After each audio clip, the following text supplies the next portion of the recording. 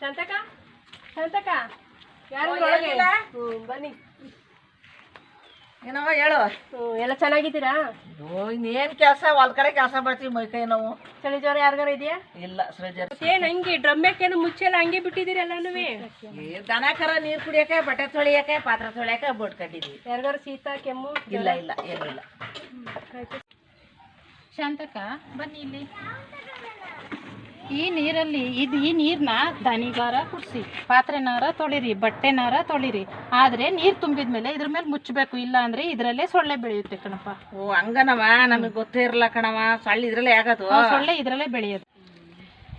Drum ಒಂದೇ ಅಲ್ಲ ಶಾಂತಕ, ಬಯಲು ತೋರಿಸಿ ನಿಮ್ಮ ಮನೆ ಸುತ್ತಮುತ್ತವ. ಬಾಯ್ಲಿ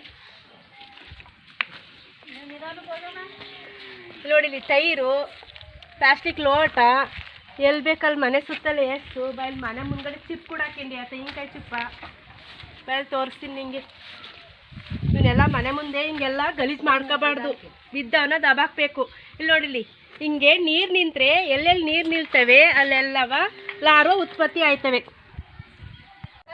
ನೀರು ತುಂಬಿದ ಮೇಲೆ ಡ್ರಮ್ ಮೇಲೆ ಮುಚ್ಚಳ ಮುಚ್ಚಬೇಕು. ಮುಚ್ಚಳ ಮುಚ್ಚಿದ್ರೆ ಸೊಳ್ಳೆ ಬರಲ್ಲ, ಜ್ವರ ಬರಲ್ಲ. ನೀವು ಆಯ್ತು ಕಣವ, ನಮ್ಮಳ್ಳದಕ್ಕೆ ಅಲ್ವ ನಾವು ನೀವು ಹೇಳೋದು. ಎಲ್ಲ ಸ್ವಚ್ಛ ಎಲ್ಲ ಮಾಡಿ ಮುಚ್ಚಿರ್ತೀವಿ ಕಣವ.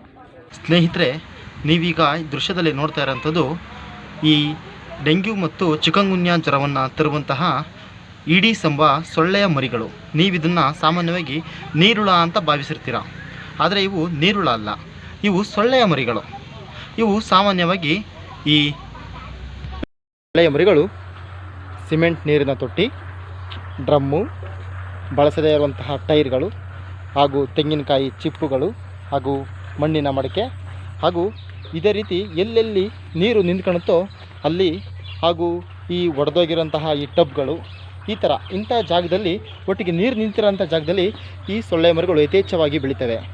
ಹಾಗಾಗಿ ಈ ಎಲ್ಲೂ ಕೂಡ ನೀರಿಲ್ಲದಂತೆ ಎಚ್ಚರಿಕೆ ವಹಿಸಿ, ಹಾಗೂ ಯಾವುದೇ ನೀರನ್ನು ತುಂಬಿದ ನಂತರ ಅದನ್ನು ನೀಟಾಗಿ ಮುಚ್ಚಿಡಿ.